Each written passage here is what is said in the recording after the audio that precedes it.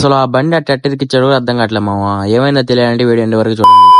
Hello మామ, ఈ రోజు మనకి ఫీల్డ్ అయితే కశ్మూర్ అని చెప్పారు. సరే అని స్టార్ట్ అయ్యాం. ఈ రోజు బండి అయితే మనమే తీసుకెళ్ళాం కశ్మూర్ కి. ఇంకా అక్కడికి వెళ్ళగానే డీజిల్ లేదు, గబన్ పట్టుకోండి అయిపోద్ది అని చెప్పారు.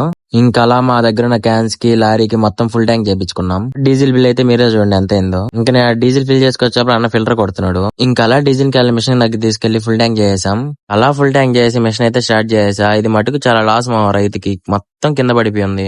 ఇంకా అలా అది కోసి అయిపోయే లోపల బెల్ట్ అయితే దిగిపోయింది. చూడండి మన వాళ్ళు ఎంత కష్టపడుతున్నారు అది వేసేదానికి. ఇంకా అలా ఆ బెల్ట్ వేసి మళ్ళీ అయితే బండి స్టార్ట్ చేసాము. ఇంకా అంతలోపు మాకు తెలిసిన వాళ్ళు బండి ఇరుక్కుందని చెప్తే సరే అని చెప్పి లాగడానికి వెళ్ళాం. నేను దింపిన పొజిషన్ చూస్తే ఒకటే డైలాగ్ గుర్తొచ్చింది నాకు. అది బయటికి తీయాలంటే సైడ్ ఊరుకోయాలి. సరే అని చెప్పి కోసి రోప్ వేసుకున్నాం. దాని లక్క మా లక్క గానీ ఫస్ట్ టైం లాగగానే రోప్ తెగిపోయింది మామ. తెగిపోగానే మళ్ళీ గట్టి లాగాం మామ. అయినా కానీ రావట్లేదు. ఫేక్ ఎక్కేసి గట్టిగా అతుక్కోపోయింది బండి. ఇంకా అలా 3-4 సార్లు లాగితే లాస్ట్ కి అయితే వచ్చేసింది మామ బండి బయటికి. ఇంకా అలా లాగేసాక కోత స్టార్ట్ చేసాం మళ్ళీ. ఇంకా అలా ఈ రోజు కోత అంతా కంప్లీట్ చేసుకుని బండి సర్వీసింగ్ చేసుకుని ఇంటికైతే స్టార్ట్ అయిపోయాం మామ. నెక్స్ట్ వీడియోలో కలుసుకుందాం. వెళ్తూ చిన్న లైక్ కొట్టి గట్టి ఫాలో కొట్టు.